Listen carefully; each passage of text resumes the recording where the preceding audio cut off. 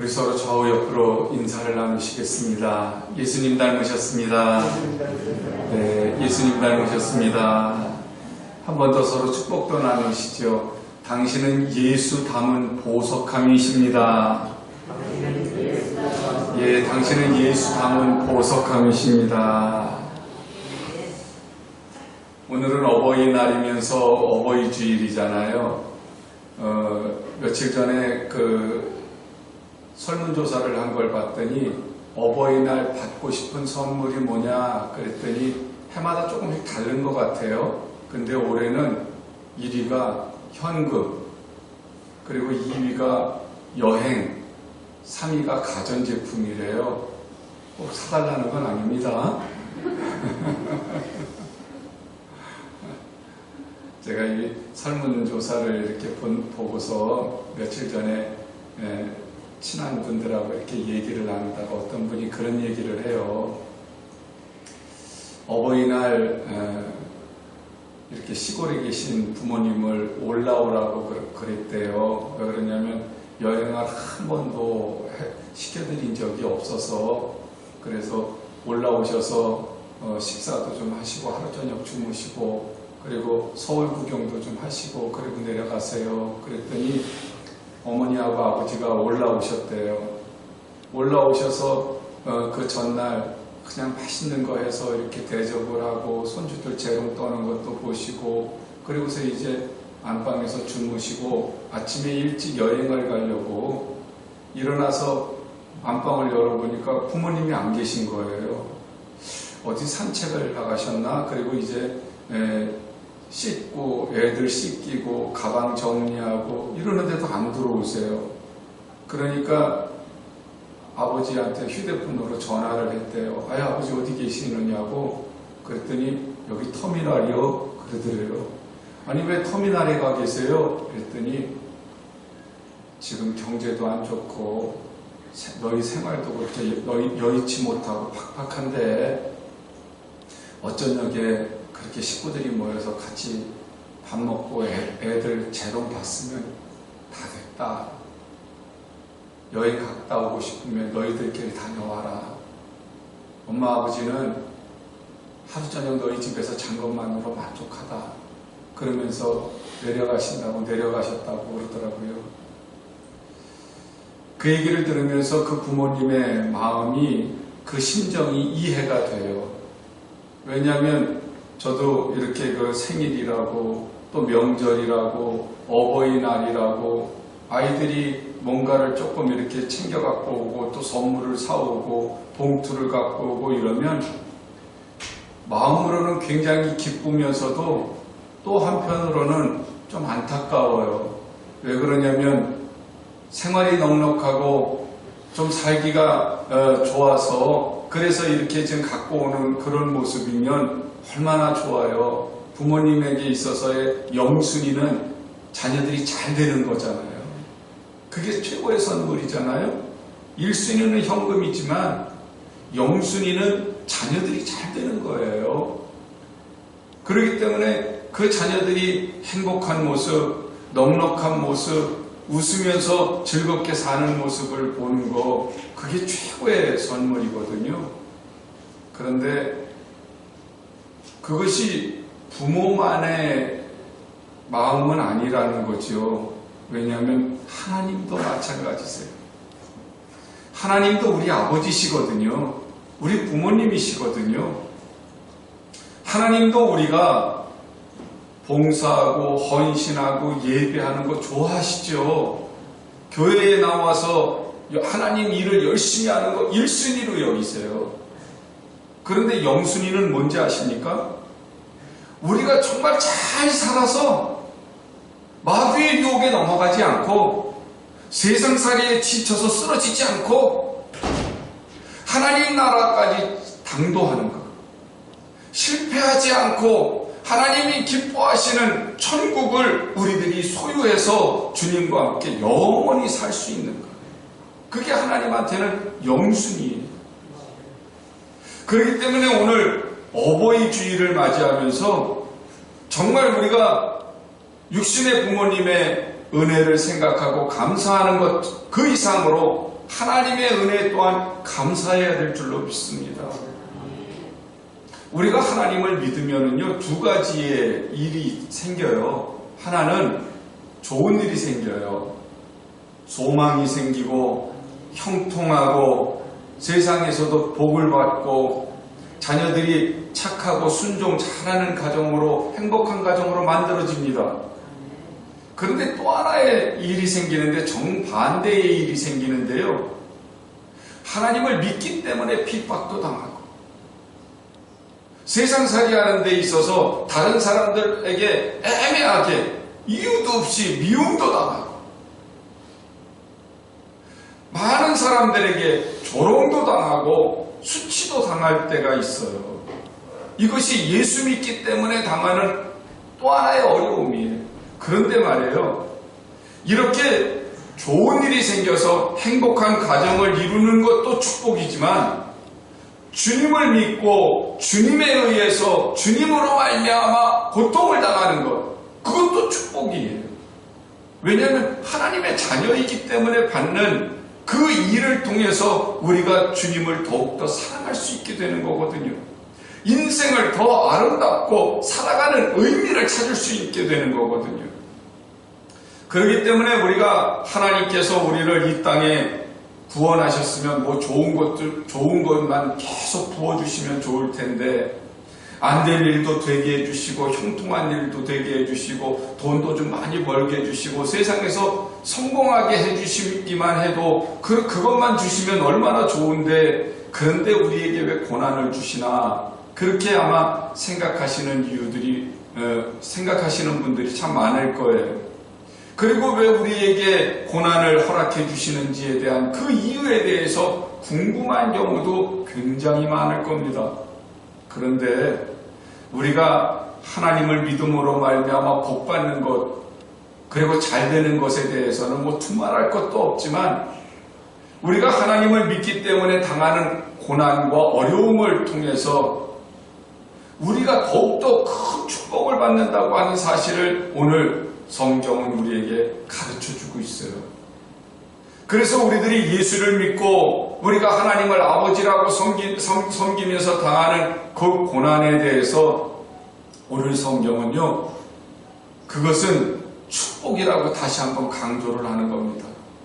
오늘 본문 말씀 7절의 말씀을 보시면 우리가 이 보배를 질그릇에 가졌다, 그런 표현을 하거든요.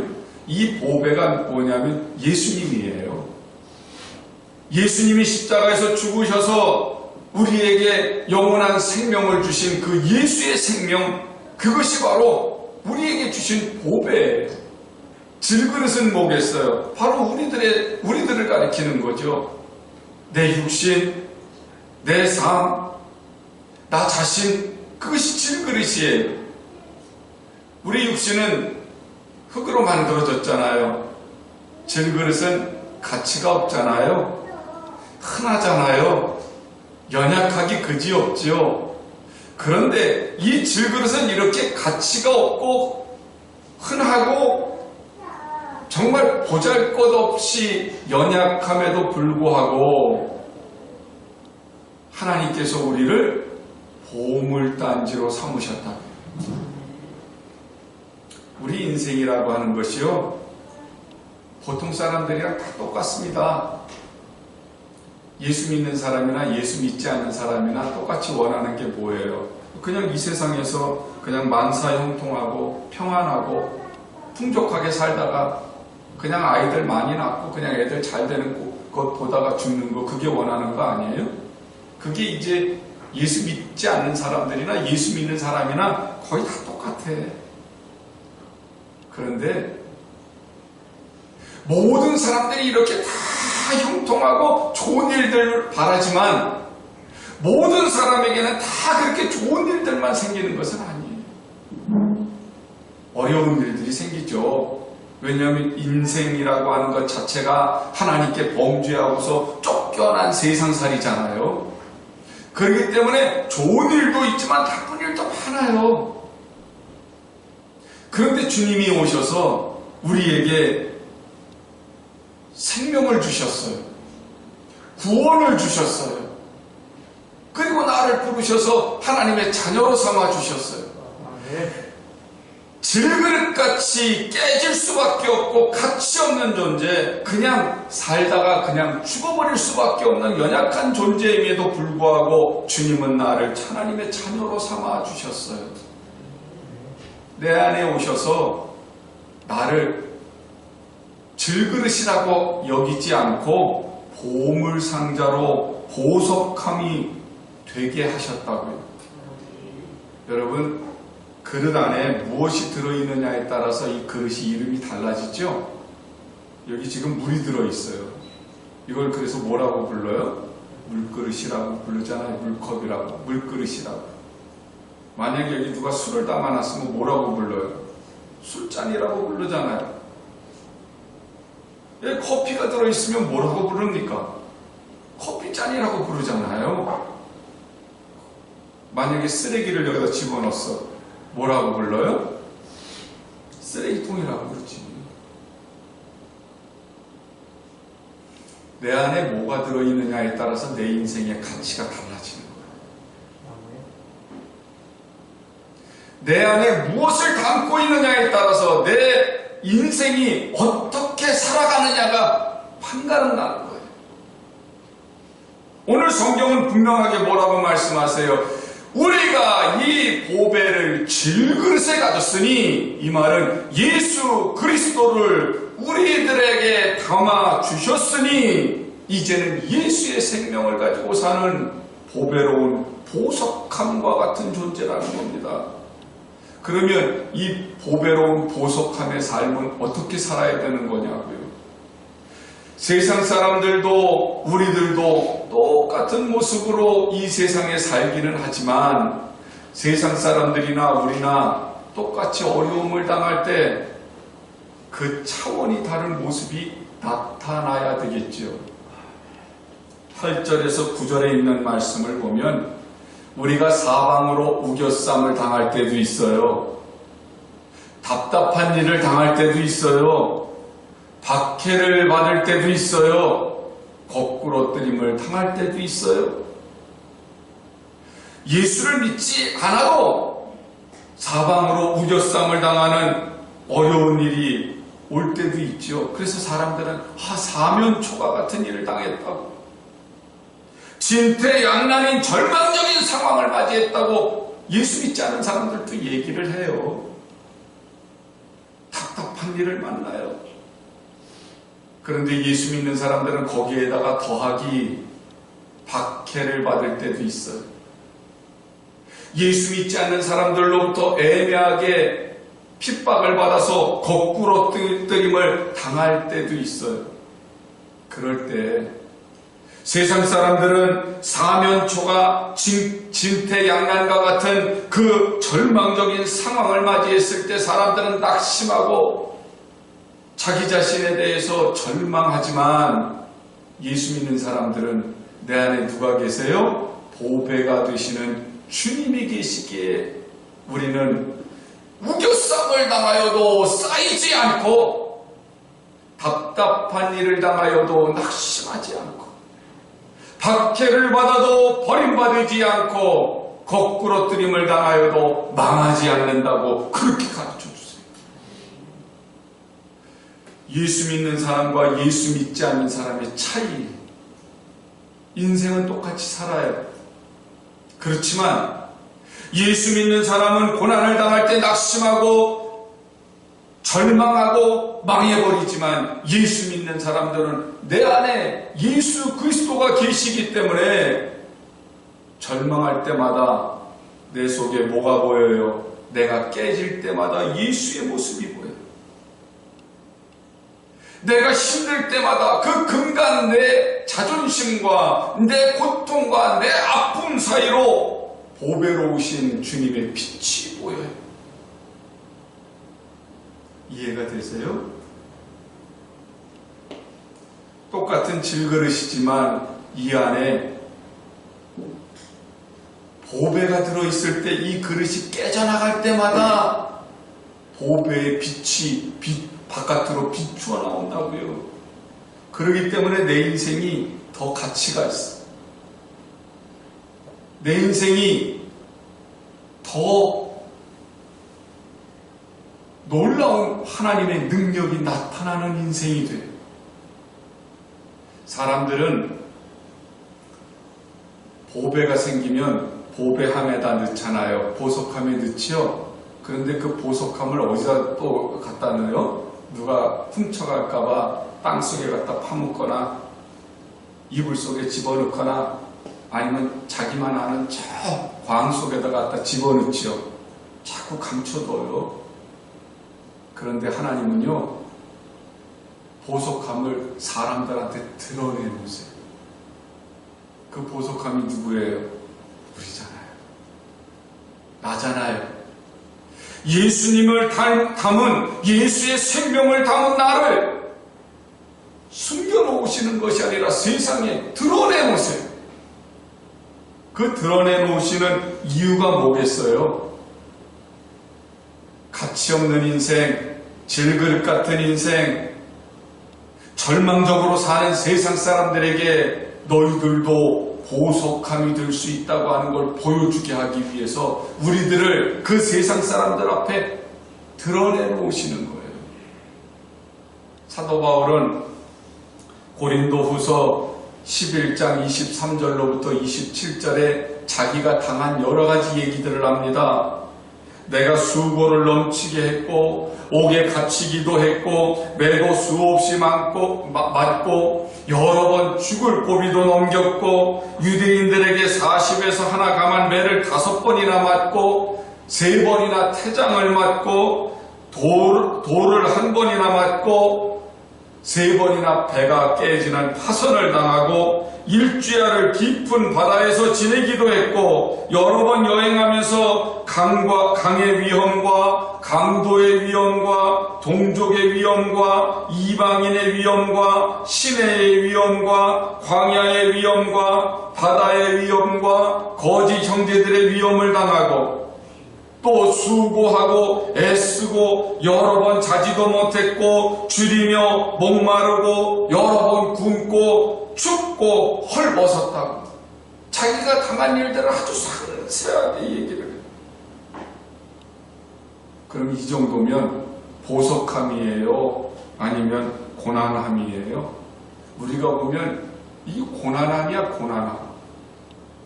그런데 사도 바울은 뭐라고 얘기하냐면 내가 이렇게 고난을 당할 때마다 내 육신이 찢어지고 내 자존심이 깨지고 내 정욕이 부서질 때마다 뭐가 나타났다고 얘기하냐면 심히 큰 하나님의 능력이 나타났다.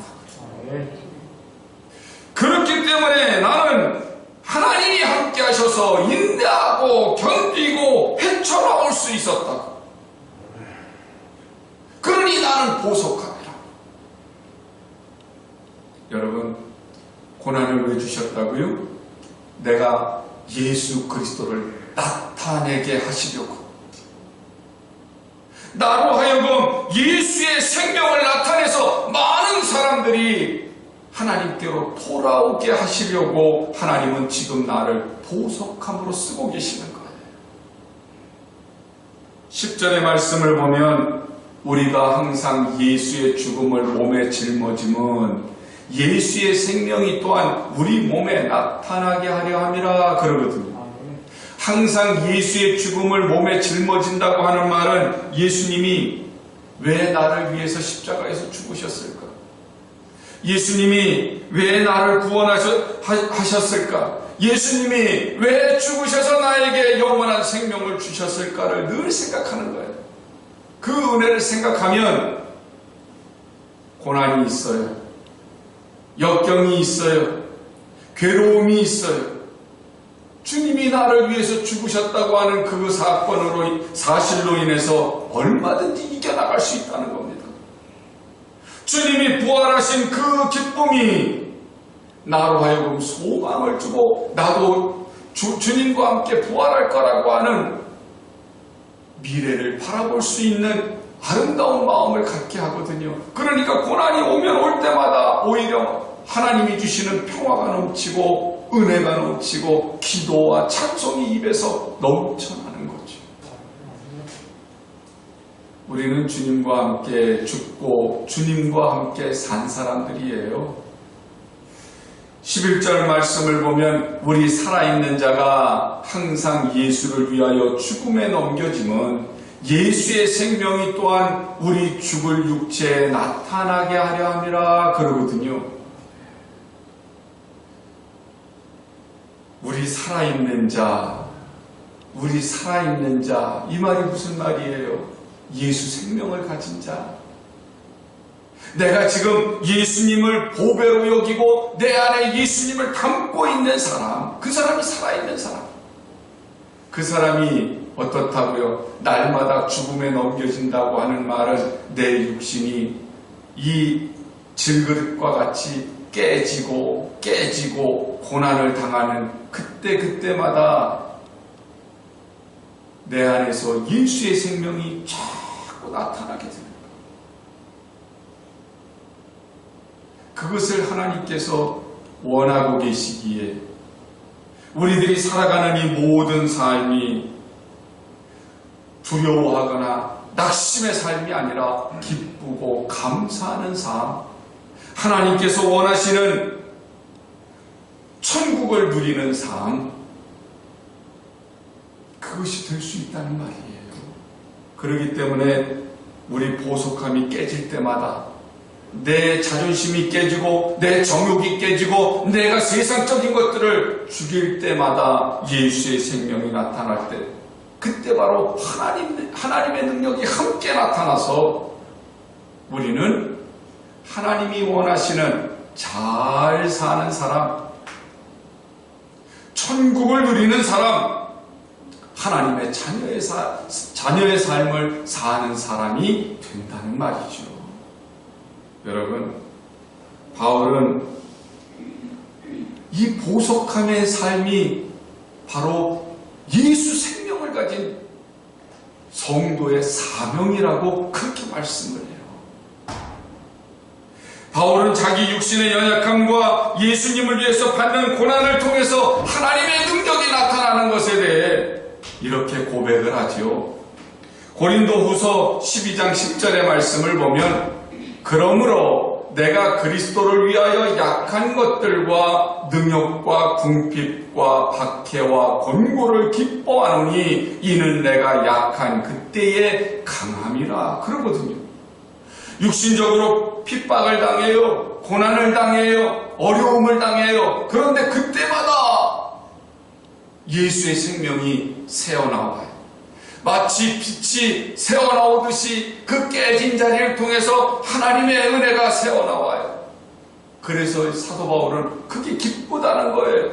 그래서 예수님을 향해서 하나님의 영광을 위해서 당하는 고통이 더 감사하다는 말입니다. 내 약할 때 강함을 주신다.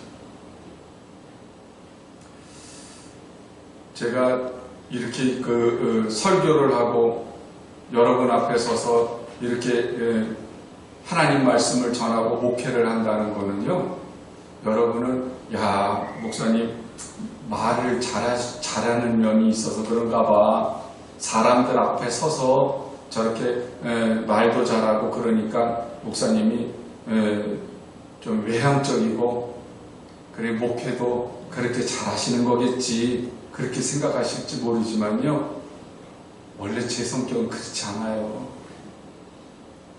요즘 사람들 MBTI라고 그러잖아요. 이렇게 내성적이냐, 뭐 외향적이냐, 뭐 이래가면서 사람들이 성격 조사를 하더라고요. 근데 저는 한없이 내성적이에요. 누구 앞에 서서 말을 잘 못해. 말하려고만 하면 얼굴이 빨개져가지고요. 우리 딸도 절 닮아가지고 누구 앞에 서서 얘기하려면 얼굴부터 빨개져. 이 책을 읽으라고 그러면, 학교 다닐 때도 선생님이 책을 읽으라 그러면 책을 들고 떠듬떠듬 읽었어요. 그래서 제가 목소리를 크게 내는 이유는 얼굴 빨간 거를 이기려면 목소리가 커야 되겠더라고요. 그래서 이렇게 하나님 말씀 전할 때만 큰 소리로 그냥 여러분에게 용기 있게 하지. 아시는 분은 아시겠지만 이렇게 1대1로 만나면 말도 잘 못해요. 수줍어가지고. 그런데 이렇게 하나님 은혜 가운데서 여러분 앞에 서가지고 이렇게 하나님 말씀을 전한다고 하는 건 정말 이건 기적 중의 기적이에요. 그렇게 할 수밖에 없는 것은 오늘 사도 바울이 하는 얘기가 저는 이해가 되기 때문에 그래요. 사도 바울이 뭐라고 얘기를 하냐면 내가 약한 거, 능욕받는 거, 궁핍한 거, 박해와 공고를 당하는 거, 나 이거 기뻐. 왜냐하면 내가 이렇게 어려움을 당할 때 하나님의 능력이 나타나니까. 저도 이렇게 연약해서 말도 제대로 못하고 얼굴 빨개지고 막 그럴 때 기뻐요. 저런 사람도 저렇게 서가지고 소리 질러가면서 하나님 말씀 전하는구나. 약할 때 강함이 나타난다고 하는 그 말이 저는 실감이 나요. 하나님은 우리가 구원받아서 천국을 누리는 성도를 보석함으로 여기시지만 그 보석함을 감추어 두시는 것이 아니라 드러내셔요. 사람들에게 보이세요. 그리고 우리의 모든 연약한 모습들이 깨지도록 하세요. 왜냐하면 그 깨지는 모습을 통해서 하나님의 능력이 나타나니까. 마귀는요, 어떻게 해서든지 우리들의 관심을 자꾸 세상적인 것에 갖게 만듭니다. 코로나가 이제는 어느 정도 이렇게 잦아들면서 이제 바깥에서는 마스크도 벗고 어디든지 이제 다 가실 수 있는 자유가 생겼잖아요. 그래서 사람들이 야, 그동안에 우리 놀지 못했는데 놀러 가자. 그래가지고 지금 아주 뭐 놀러 가느라 차들이 막 기름값 엄청 많이 올랐는데 그거랑 상관없이 그냥 그 유원지마다 노는 데마다 또 식당마다 술 먹는 데마다 춤추는 데마다 막 사람들이 미어 터져요. 근데 참 신기한 게 있어요. 그동안에 우리가 마음껏 예배를 못 드렸으니까 야, 우리가 마음껏 예배하자. 그리고 교회도 미어 터져야 되는데 희한하게 교회는 미어 터지질 않아. 왜 그럴까요? 성경은 분명하게 얘기를 해요.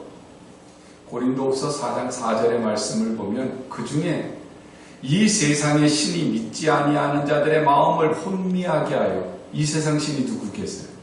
마귀죠. 마귀가 믿지 않는 사람들의 마음을 혼미하게, 정신없이 만든단 말이에요. 혼미하게 해서 그리스도의 영광의 복음의 광채가 비치지 못하게 함이니 그리스도는 하나님의 형상이니라 그러시거든요. 마귀는 세상 것들에게 사람들을 막 현혹하도록 마음을 혼미하게 만들어요. 절대로 하나님께 대해서는 관심을 갖지 못하도록 만들어요. 왜냐하면 하나님께 관심을 갖고 하나님께 오게 되면 예수를 믿게 되고, 예수를 믿게 되면 하나님의 형상을 담게 되고, 하나님의 형상을 담게 되면 구원받는 거니까. 그렇다고 하면 하나님은 가만히 계시겠어요? 마귀는 이렇게 사람들의 마음을 세상으로 막 쏟게 만들면 하나님은 가만히 계시겠느냐? 아니죠. 하나님은 이제 보석함을 드러내시는 거예요. 우리를 드러내시는 거예요. 우리에게 고난을 허락하셔서 우리들이 어떻게 예수를 믿고 있는지, 우리가 어떻게 예수님을 닮은 모습을 가지고 있는지를 보게 하세요. 그래서 우리에게 고난도 허락하시는 거예요. 그러니까 사람들은 뭐라고 그러냐면, 야, 코로나 때문에 그렇게 그냥 교회가 그렇게 핍박당하고 그랬더니 저 미쳤어. 이렇게 좋은 날 교회를 가다니. 아니, 이렇게 경제적으로 어려운데 교회를 가다니. 이래가면서 이제 막 교회와 성도들을 핍박하면서 또 욕하지요. 근데 신기한 건 핍박하고 욕한다는 건 그들의 관심이 어디로 오고 있다는 거예요? 우리들한테 오고 있는 거예요. 그거 기분 나쁘게 생각하시면 안 돼요. 우리한테 막 핍박하고 교회를 탓하고 이런 거 기분 나쁘게 생각하시면 안 돼요. 그게 하나님의 섭리예요. 그러면 이제 우리가 보여주는 건 뭐예요? 우리들이 이렇게 어려운 상황 속에서도 하나님을 믿고 하나님을 닮아가고 있는 모습들을 보여줘야지요. 이것이 바로 우리가 핍박당하면서 깨질 때에 우리 속에 있는 예수의 생명이 드러나는 거예요. 사도행전 3장의 말씀을 보면 거기에 나면서부터 걷지 못한 장애인이 나옵니다. 그 사람은 사람들이 미어다가 성전 미문 앞에, 아름다운 문 앞에 앉혀놔요. 이 사람은 뭐 하러 왔어요? 동냥을 하러 와서 앉아있는 사람이에요. 그런데 마침 베드로와 요한이 기도하러 성전으로 왔다가 그 사람을 봤어요. 그때 베드로가 그 사람의 눈을 보니까 믿음이 있어. 그래서 뭐라고 하죠? 은과 금은 내게 없으나 내게 있는 것으로 내게 주노니 곧 나사렛 예수 그리스도의 이름으로 일어나 걸으라! 선포를 합니다. 그때 그 사람이 벌떡 일어나서 하나님을 찬송하면서 성전 안으로 뛰어들어가죠. 그 일로 인해서 그 성전 안에 발칵 뒤집혀요. 여러분, 그 안에 지금 누가 있어요? 고침받은 장애인뿐만 아니라 관심도 없었던 그 누구의 관심도 받지 못했던 베드로와 요한이 있어요. 그런데 이 장애인을 고침으로 인해서 지금 모든 관심이 어디에 쏠려요? 이 장애인과 베드로와 요한에게 모든 사람들의 관심이 쏠리기 시작을 합니다. 많은 사람들이 예수를 믿기 시작합니다. 베드로가 담대하게 외칩니다. 천하에 예수 그리스도 외에는 구원받을 이름을 주신 적이 없다. 그러면서 너희가 죽인 그 예수, 그분이 그리스도라고, 그분은 부활하셨다고 담대하게 복음을 증거하기 시작을 하고, 베드로의 복음으로 말미암아 하루에 3,000명이 회개하고 주님께로 돌아오는 역사가 일어나요. 무엇이 깨졌어요? 질그릇같이 연약한 그 모습이 깨지니까 그 속에 있던 예수의 생명이 드러나기 시작을 했고, 그 예수의 생명으로 말미암아 그 당시에 구원받은 사람이 얼마나 많았는지 말할 수가 없죠. 우리의 육신이 금띠를 했든지 아니면 찌그러졌든지 상관없어요. 내가 무엇을 담고 있느냐가 중요한 거지. 많이 배우지 않아도 상관없어요. 육신이 아파도 상관이 없어요. 가난해도 상관이 없어요. 나이가 들었거나 나이가 어리거나 상관이 없어요. 내 안에 예수의 생명이 담겨 있느냐, 예수 그리스도가 담겨 있느냐, 그게 중요한 거지.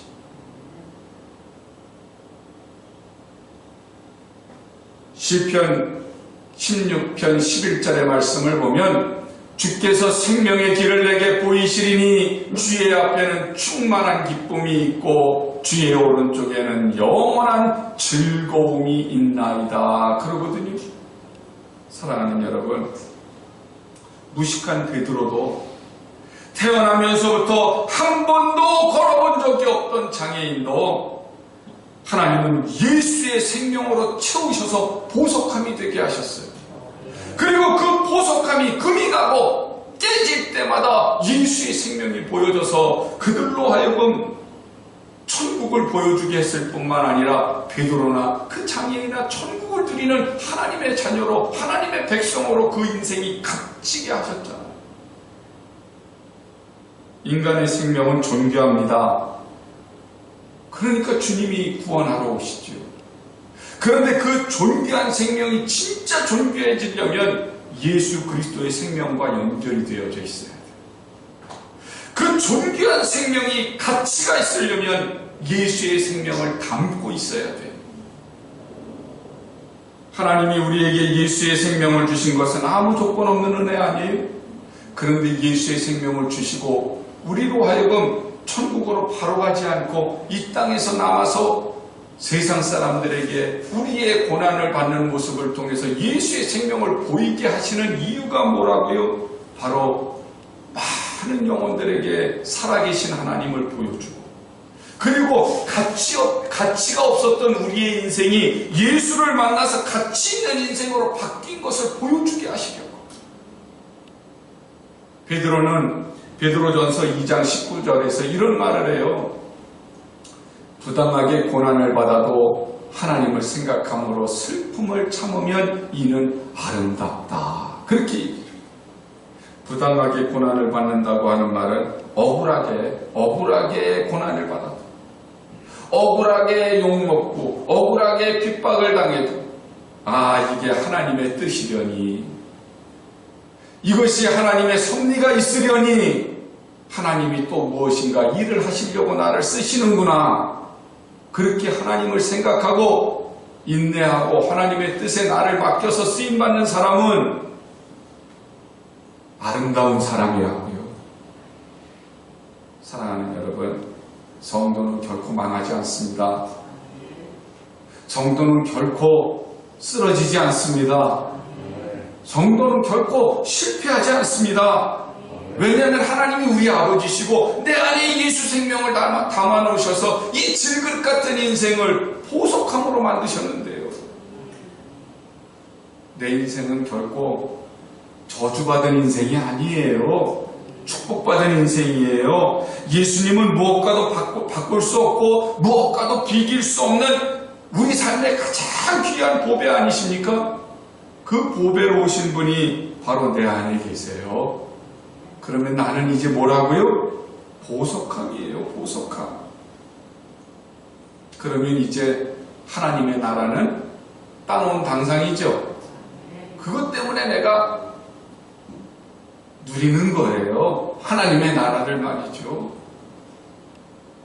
로마서 8장 17절의 말씀을 보면 자녀이면 또한 상속자 곧 하나님의 상속자요 그리스도와 함께한 상속자니 우리가 그와 함께 영광을 받기 위하여 고난도 함께 받아야 할 것이니라 그러거든요. 우리가 하나님의 자녀예요. 하나님의 자녀면 하나님 나라를 물려받을 거예요. 하나님으로부터 받을 거예요. 그럼 하나님 나라만 받을 거예요? 아니면 하나님께서 이 세상을 구원하실 때에 예수님이 고난을 받으신 것처럼 세상이 핍박하고 세상이 박해하는 그 모든 것들을 함께 받으실 거예요. 좋은 것만 받기 위해서 우리가 하나님 등 뒤로 숨는다고 그러면 하나님 나라를 누릴 만한 큰 상은 못 받죠. 상은 잘하는 사람이 받는 거예요. 믿음의 고난을 많이 받으면 받을수록 내 안에서 뭐가 많이 나온다고요? 예수의 생명이 많이 보여져요. 내가 지금 보물로 가득하면 내가 완전히 깨져버리면 보물이 완전히 드러나겠지요. 그런 것처럼 내가 고난을 많이 받아서 예수의 생명을 많이 드러내 보이면 하나님은 나 고난받은 것 때문에 하늘의 면류관을 준비해 두시고요. 큰 상을 준비해 두셨다고요. 깨지면 깨질수록 하나님의 더 큰 상이 우리를 기다리고 있을 줄로 믿습니다. 이 은혜를 누리는 게 가장 행복한 삶이에요. 하나님의 영순위가 뭐라고요? 우리가 잘 사는 거. 우리가 잘 사는 건 부자로 사는 거? 성공하는 거? 또 여태 말씀을 드렸는데 아무 대답을 안 하시면 다시 시작해야 되겠는 거예요. 우리가 잘 사는 것은 예수의 생명을 드러내는 것. 고난 속에서도 기뻐하고 어떤 어려움 속에서도 감사하고 모든 것을 극복해 나갈 수 있는 것. 그리고 오직 하나님만 드러내는 것. 그것이 바로 잘 사는 비결인 줄로 믿으시기를 원합니다. 그러면 질그릇 같은 내 인생도 하나님은 보석함으로 여기시고 가장 값진 인생으로 살게 해주실 줄로 믿습니다. 내 인생을 원망하지 마십시오. 절망하지도 마시고 보잘것없는 인생이라고 가치 없이 여기지도 마십시오. 우리들의 인생은 가장 값진 인생입니다. 우리들의 인생은 가장 행복한 인생입니다. 예수 생명으로 충만하여 행복해지시고 주님 앞에 서는 날 잘했다 칭찬받고 상급으로 가득히 채워지시게 되기를 예수님의 이름으로 간절히 축원합니다.